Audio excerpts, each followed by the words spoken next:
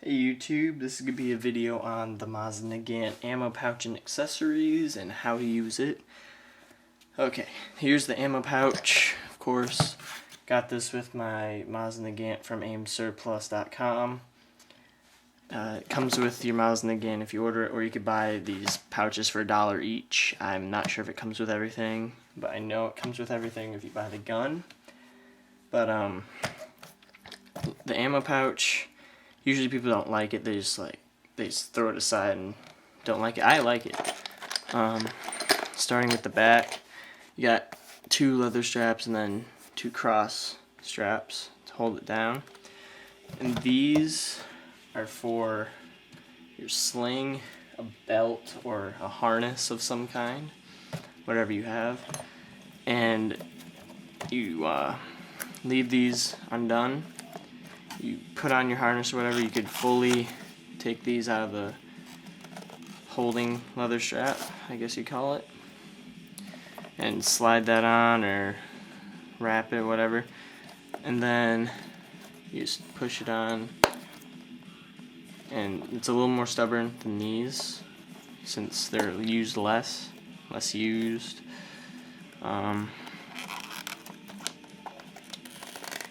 They adjust, whatever.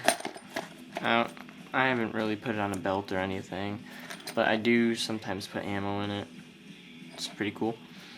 But anyway, it's made of cheap leather, some thick thread,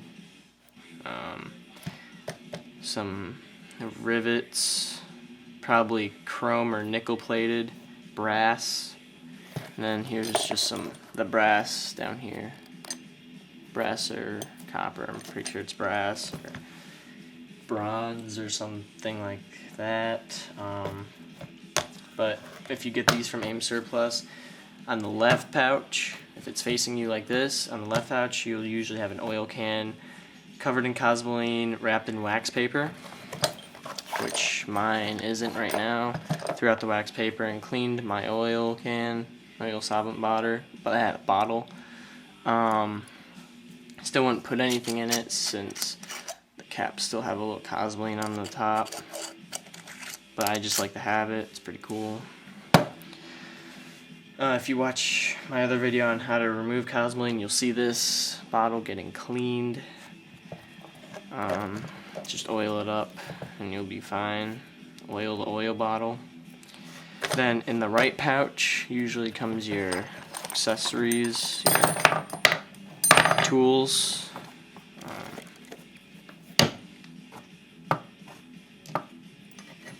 separate these for you. Okay, this is your cleaning kit, and if you get, I think you can get some non-hand-picked ones from AIM that have the cleaning rod still attached, but if you have the cleaning rod, you could use these, but I highly don't recommend it since the bore brush is solid steel or iron and really rough. It'll destroy your barrel and rifling and lands and all that. And then you have your multi-tool. This you could disassemble your whole gun with and check your firing pin protrusion on your bolt. There's one of my bolts. And you can adjust, since this tip's a screwdriver, you can adjust the screw on the back. So you can measure your firing pin and set it so it'll fire correctly. And I'll just show you how to do that really quick. Oops, hit the camera. There are 4 notches in the bottom. These 2 outside ones, they're used for going on the outside of the bolt face, like on the rim. That's to accommodate the rim. And then these 2 middle ones are to actually measure your firing pin protrusion. The first one is 75, that's what it says. I'm pretty sure that's millimeters or some metric unit. But what you want is to put your first thing on the rim, and then if you can slide your slide over your firing pin and it hits, that's good, because you won't get a light strike on your primer and get constant misfires. And then if you do it on the second one and it doesn't touch, you're fine. So it touches the first, doesn't touch the second. Oh, you can't even see that. Touches the first, so you can rock it back and forth. It doesn't touch the second at all. If your firing pin hits the second one, make it so it doesn't, because when it strikes the primer, it could puncture it, causing all the gases to get blown back in your face, which you don't want that at all. Nobody likes the hot gas in their face, and it could cause injury, and I'm not sure, but maybe death. Probably not, but it just won't be pleasant, let's just say that. And then you got your cleaning kit. Just move all this really quick. And I'll just explain everything right here and then show you. Starting with the bottom, this is your bore brush. Like I said, very rough, solid steel or iron. Don't want to use that down in your barrel at all, unless you have a really poor barrel and just want to be authentic about it. This is your bore guide, so you don't ruin your crowning and your ending rifling at all. Sorry. Then the last two pieces go together. There's a rod with a crimp in it, and that'll be about 2/3 of the way down. And you have this piece, which has a hole in the side and a hole down the center. And you put the side that has 2/3 before the crimp in there, so you have a little T-handle. I forgot to mention on the bore brush, it does spin to accommodate the rifling. Let me show you how to do that really quick. Let me move the ammo crate. If you're wondering, this is from Aim Surplus 2. I got 880 rounds for $144. Romanian silver tip. And then here's the Mosin Nagant I got from Aim with the cleaning kit and all that stuff. It's a 35 Tula hex receiver.